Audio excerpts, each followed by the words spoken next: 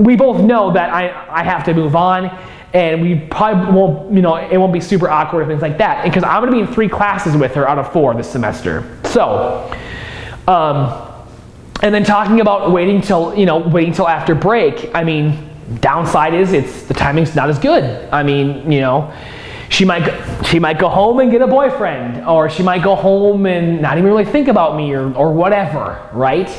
And then it kind of keeps her confused, like the longer that that I didn't make this real move, or this ultimatum, if you will. So inevitably, I decided to wait until after break. Knowing what I know now, that was a big fucking mistake. So I went home and I had a great break, but here's what really sucks. When I was home, I had a great time. I went bar hopping with my oldest brother. I engaged in some behaviors that I normally don't ever do while I'm here. I smoked some stuff I shouldn't have. I drank a lot.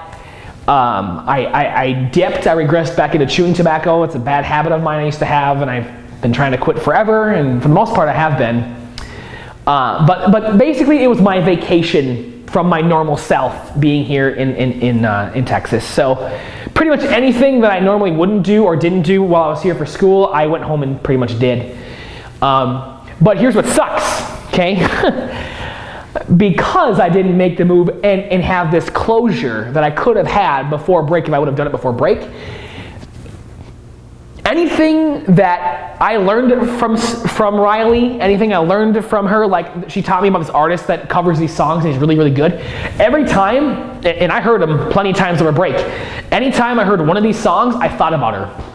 And I thought about getting back and trying to make a move and hopefully making this be something, and then I missed her, like, fuck. There were at least 3 different songs that, I heard when I hung out with her. She was telling me about this guy who covers, famous artists and things like that. And I heard at least 3 of those songs over break.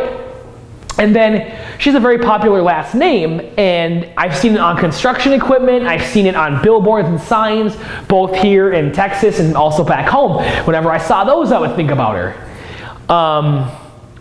And just all these little things that were somehow even remotely tied to her in any way, shape, or form made me think about her. So even though I did enjoy my break, I really did, I was actually anxious to get back and do this because I wanted to do it and see how she felt. And I realized how much I missed her over break, because we, up until all of this, we would text each other every other day. And that goes way back to when we started hanging out quite often. We hung out about 2 times a week every week. We studied once or twice together every week, and I would text her every other day.